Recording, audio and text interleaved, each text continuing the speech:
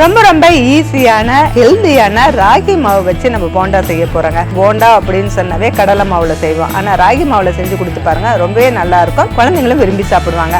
அதுக்காக நம்ம இப்ப ராகி மாவு 1 கப் எடுத்திருக்கோம். இதை ஒரு பாத்திரத்துல சேர்த்துக்கலாம். அது கூடவே எடுத்து வச்சிருக்கிற 2 ஸ்பூன் கடலை மாவும் சேர்த்துக்கலாம். 2 ஸ்பூன் அரிசி மாவும் சேர்த்துக்கலாம். பொடி பொடியா கட் பண்ண 2 பெரிய வெங்காயத்தையும் அதுலயே சேர்த்துக்கலாம். 4-5 பச்சை மிளகாய் பொடி பொடியா கட் பண்ணி வச்சிருக்கோம், அதையும் சேர்த்துக்கலாம். அடுத்ததா சிறிதளவு கருவேப்பிலை கொத்தமல்லி இலையை கட் பண்ணி வச்சிருக்கோம், அதையும் சேர்த்துக்கலாம். முருங்கைக்கீரை இருந்ததுன்னா நீங்க சேர்த்துக்கலாம், இல்லைன்னா கூட ஸ்கிப் பண்ணிக்கலாம். நான் இப்போ முருங்கைக்கீரை சேர்த்துக்கிறேன். அது கூடவே தேவையான அளவு தூள் உப்பு சேர்த்துட்டு இதுக்கு சோடா உப்பு சிறிதளவு நம்ம சேர்த்துட்டு நல்லா ஒண்ணா மிக்ஸ் பண்ணணுங்க. நல்லா கலந்ததுக்கு அப்புறமா தேவையான அளவு தண்ணி சேர்த்து நல்லா மாவு பிசைஞ்சிட்டு போண்டா மாவு பார்த்துக்கு ரெடி பண்ணதுக்கு அப்புறம் சூடான எண்ணெயில குட்டி குட்டி போண்டாவா போட்டு 2 பக்கம் திருப்பி போட்டு நல்லா வெந்ததுக்கு அப்புறம் எடுத்து கொடுத்து பாருங்க, ரொம்ப சூப்பரா இருக்கும். இந்த ராகி போண்டா சட்னியோட கொடுத்தீங்கன்னா பெரியவங்கல இருந்து குழந்தைங்க வரைக்கும் விரும்பி சாப்பிடுவாங்க. இந்த வீடியோ பிடிச்சிருந்தா லைக் பண்ணுங்க, ஃபுடி தமிழை ஃபாலோ பண்ணுங்க.